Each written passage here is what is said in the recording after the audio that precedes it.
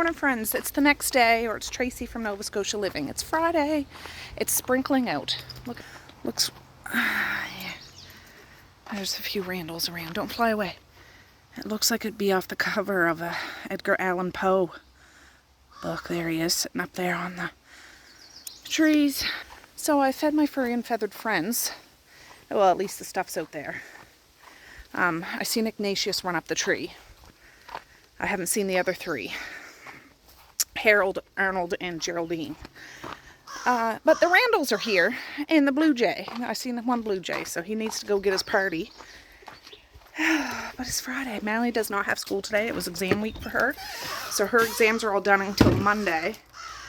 She'll have her last one. You're welcome! Messiah has school, though. She has gone on a little trip, field trip thing. I don't know.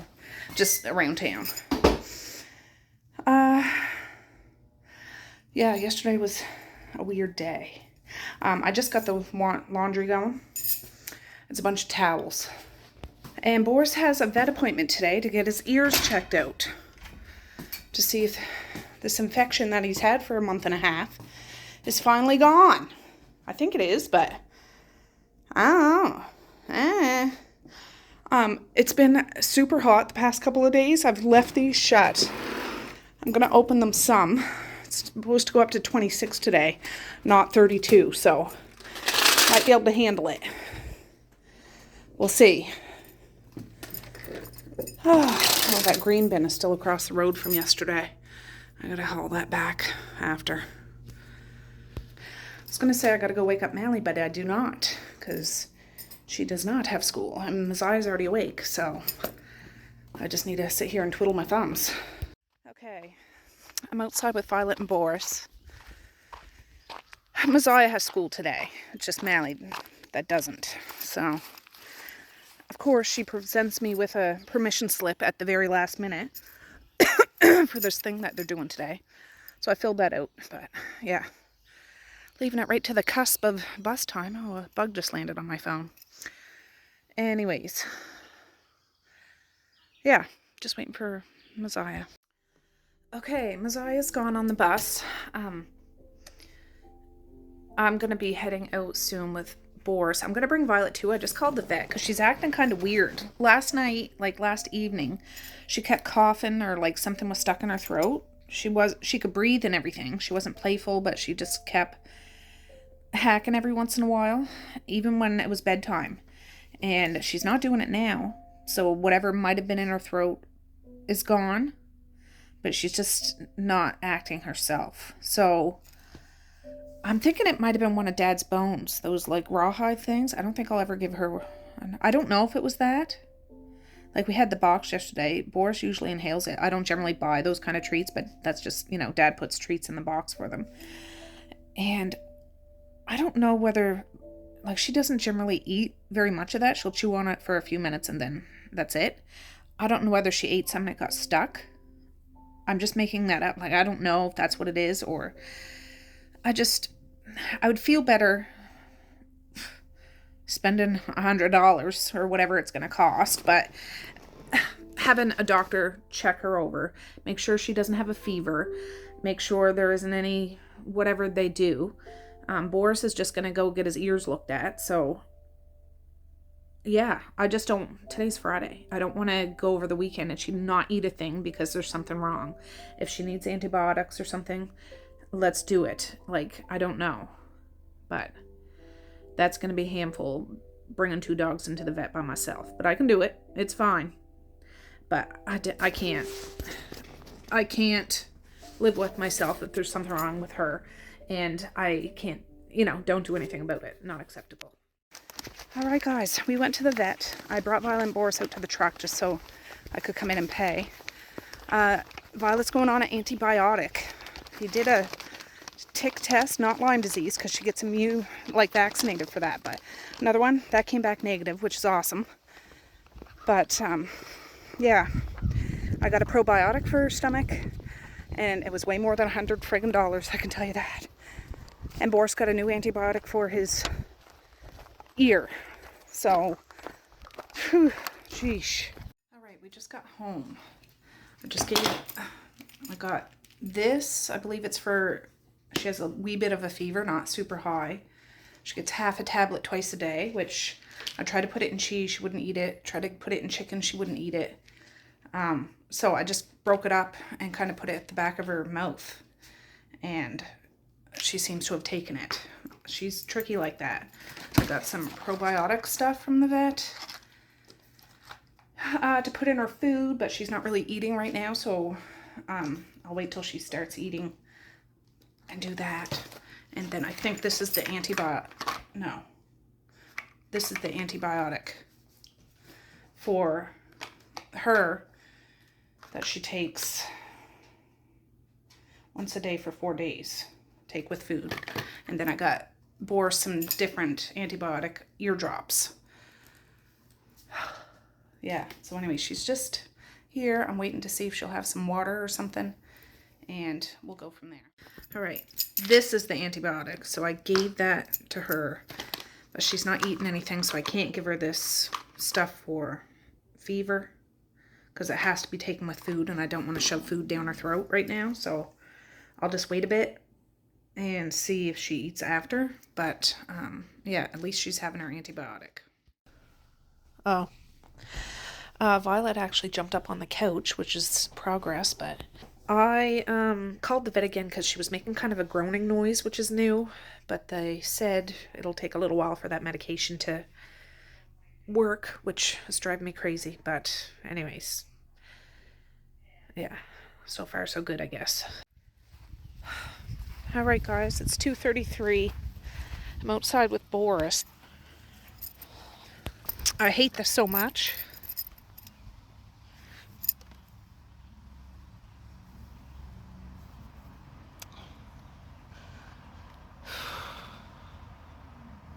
I hate seeing her sick like this. I wish dogs could talk and tell me what's wrong. And I'm scared. I'm really scared.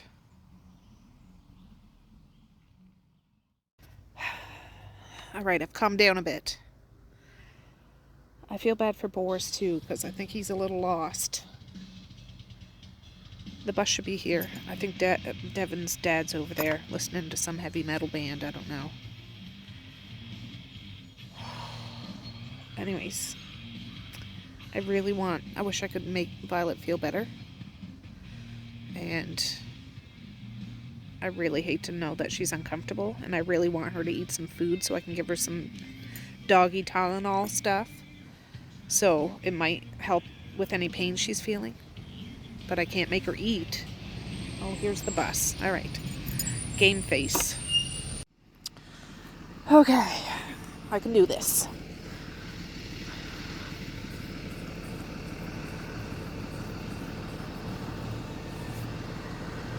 Misha has a dance to go to tonight, too. Oh, they must have been sent home with some of their school stuff. How was school? I missed ya. You brought home a lot of your stuff? All of it? Today was the last day of hot lunch? Okay. We're getting a new principal next year. All right. Well, not me, but me. Yeah. Do you have all your school stuff in your bag?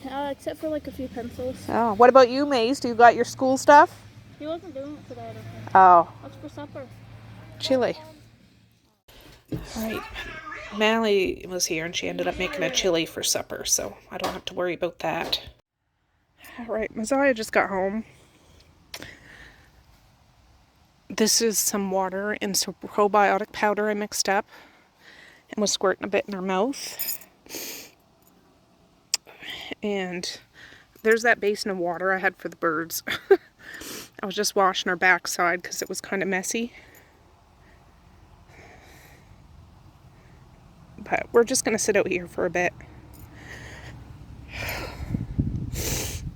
I'll save that for later. I just don't want her going very long without some sort of water.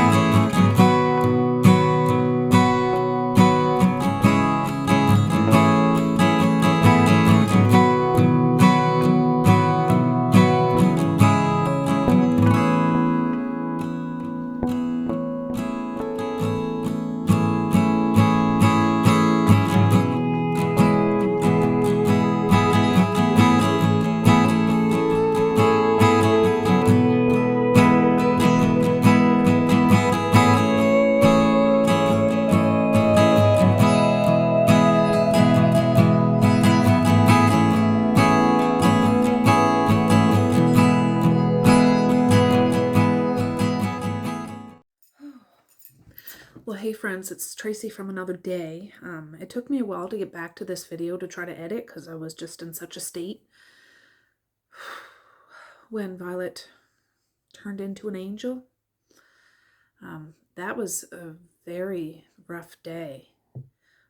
Things did not go how I thought were going to go, and everything happened so fast. I was a mess for a couple of days. I'm always gonna have a hole in my heart for her because she was, I really feel like my soul dog. She just came to me at the time in my life when I really needed somebody that only a dog, an unconditional loving dog could do. That might sound crazy, but it's true. There was a lot going on when she came. She was 2 years old when she came to us. She was being rehomed. So we had to get to know each other. She was still an older puppy, but, she wasn't a brand new puppy, so she had to get to know us. She was terrified of men when she came to us. Didn't really care for grown-ups a whole lot at first. Women, she was okay with, but still a little hesitant. But in the 4 years that we had her, she had grown so much and loved so hard and played so much, and got to have Boris when he was a little puppy, and she played a bit of a mummy role, even though I was the mummy, and she knew it and he knew it, but they were like a bonded friendship, brother-sister pair. And yeah, that day I brought her to the vet because Boris had an appointment anyways. Went home with the medicine. I couldn't give her the Tylenol because she wouldn't eat. She had like 1 dose of the antibiotic. I still have all the medication. You can't bring that stuff back, so I'm just going to keep it for now. I called the vet twice that day because she was progressively getting worse with the straining and the groaning, and I had to carry her inside and outside, like in the afternoon when I washed her bottom, because it was a wee bit messy. I had to carry her outside. She couldn't walk, and I had to carry her back in. And we laid her on the couch, and she kind of slept. At one point, though, she got up, which was amazing because she hadn't walked for a couple hours. She got up. She was on the little couch, and my husband was on the big couch, and she got up and walked over to him and just stood there. So he was petting her and telling her, you're going to be okay, and all the loving words and stuff. And then she went back and laid down, which that's totally uncharacter of her. Not that she didn't like my husband, but, like it was just almost like she was saying goodbye. I was with her the whole time, by her side. It just got progressively worse. And the last time I called the vet, they just kept saying it'll take 24 to 48 hours for that medicine to kick in. And I was like making her drink some of that water because she hadn't drank anything that day. I mean, I wasn't drowning her or anything, but just like squirting some of that water in her mouth because I was terrified she's going to dehydrate. Yeah, I seen her take her last breath. Like I was right there. Right there. She was breathing heavy. And then her breathing changed a little bit. She breathed a little bit more. And then she just stopped breathing. And she was laying on that little couch. She was still warm. I had to second guess. I had to get my husband to come over and check because I just couldn't believe how she was in the morning until like that was around 5:30 in the afternoon. She passed. And I had already been worried sick, tied in knots all day. I've never had a sick dog like that. I've never. In all my life, the dogs that have been with me or my family members, I've never seen a dog sick like that. And it was terrifying. Terrifying. And she was playing so hard the day before. Like running around playing. And the weekend before that, she had her vacation with Boris up at my sister's, running around playing. There was no sign.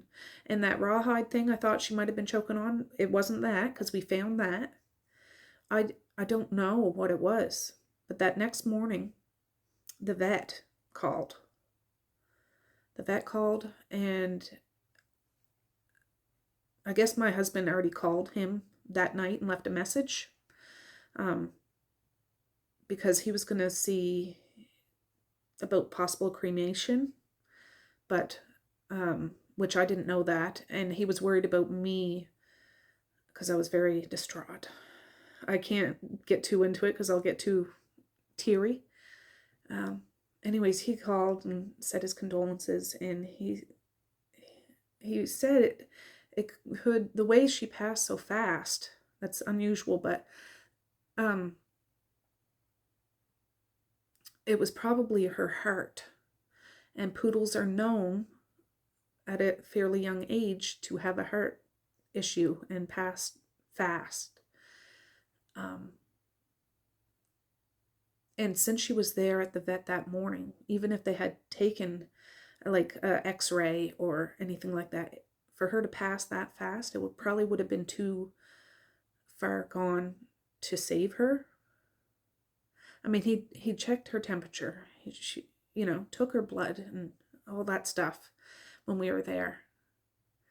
But for it to happen so fast, it was probably her heart, and that is something that happens to poodles. I looked into that after, and it's true. There was a lot of message boards where that happened to people. Messiah took this very hard. All the kids took it hard. All of them. But Messiah really took it hard, like she was a mess. So I was trying to hold myself together. I was. And she looked up a bunch of that information too, because she just couldn't understand how that could happen. And she said, yes, that has happened to a lot of people, which I didn't know. I didn't know that was something prevalent in poodles sometimes. Not all the time, but it is something. Because he listened to her heart that day, it's just the strain of her body. It was horrible. I can't get the noises of her strains and groans out of my head. I couldn't film anymore that night, of course. I couldn't, but we ended up burying her out in that big flower bed in the middle of, like, the center of our front yard. Right smack dab in the middle. My husband dug a hole, a very deep hole. Very deep, because we don't want any animals getting into her. She was wrapped in a baby blanket that used to be Evie's, a Paw Patrol one. All the kids picked out a toy or two that Violet liked to play with, so we buried that with her. I carried her out to the hole and laid her down, and the kids put the toys in. And we had wheelbarrows of dirt that my husband had done. I explained to the kids sometimes at people funerals, you could take a handful of dirt and throw it onto the grave. So we all did that. We said a few words and we all tried to share memories, funny memories of Violet.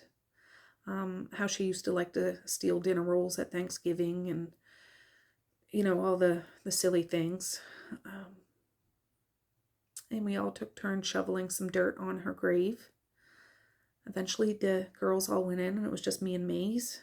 He helped me finish burying her.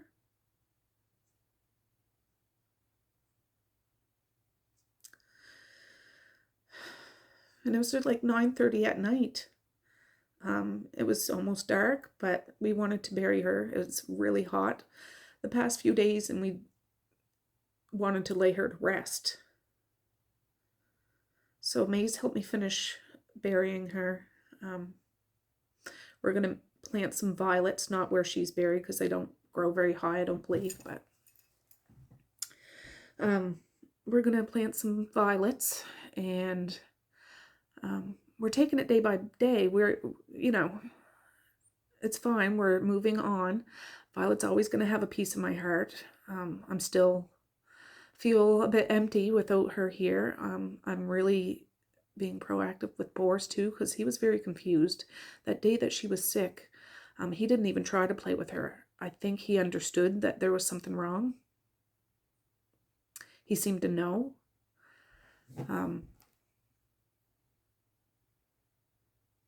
So anyways, I've taken him to see my sister-in-law's dog, which is his half-sister, to play with a couple times. He's just always had her in his life, and I'm scared that he's going to get super sad. He was really sad for a couple of days. This is, I think, 5 or 6 days past. He's starting to come out of his shell again, which is good. But it threw us all off kilter because we weren't expecting anything like this to happen. That week had been one of the worst weeks ever, with a family member on the cusp. And then that was scary, like super scary. And then for Violet to just be perfectly well one day and be in the flower bed the next. She wasn't one to eat straggle things. She wasn't one to try eat poison or anything. Like, I don't know. I don't know. And I really think she was an angel in dog form, and she must have just been here for a certain amount of time. But I love her so much, and I will always remember her, and she'll always be with me in spirit. And I believe she's up in heaven playing with Mom now, because she was very much a dog person. And my other dog, Francis, and my other dog, Midnight, and my other dog, Princess, and my other dog, Toffee. All these dogs that were in my life, and my sister's dogs that are in spirit now. Like, I'm shaky. Anyways, she's laid to rest. She's with us always. My kids miss her, but they're moving forward. They seem to be able to move forward. I'm just a little crazy, that's all. But they knew what death was. But to lose somebody, they were very young when Mom passed away, which was hard on them, but they weren't old enough to get the understanding of everything completely. But to lose someone like Violet, who was an integral part of everybody's day, the good mornings, the play, the cuddles, the love that just radiates from her and Boris, for that to be gone in a matter of 24 hours, unexpectedly. It's not like we had a sick dog for weeks. It was like that morning, and by supper time, that was it. And I just couldn't. Anyways, I think I haven't even looked at the footage of the next day. You will see where she's buried. I couldn't film any of that. That was all kind of private, and we were all just very emotional. And we just needed that time to be a family. And yeah. So I wish her good morning every morning, like I do Mom and all my ancestors and relatives and friends that have gone before me. Violet's in that list too. But I can still feel her around me, like phantom, I can still hear her. I can hear her, the way she walked. When I open the bathroom door, she'd usually be standing there staring at me. I can see all those things. But I think she had a good life. She did lots of things. She had a big family, She had Boris, all the kids, all the relatives, Papa, the holidays, the meals, all the things. So anyways, I want to thank you all for your prayers and messages. I've seen them. I haven't responded just because I'm still impacted by this, and to some people that might seem foolish, but to others, I know you understand how I feel about it. So anyways, I'm going to say peace, love, and happiness today and every single day. Please like, share, and subscribe if you so choose, but if not, that's okay too. I still love you. I still want all the happiness in the world for each and every one of you out there. I certainly do. I really, really honest and truly do. Yes, I do. So, okay, guys, with that, I'm going to say have a good night or have a good morning, and I will. See you tomorrow. Bye. Boink.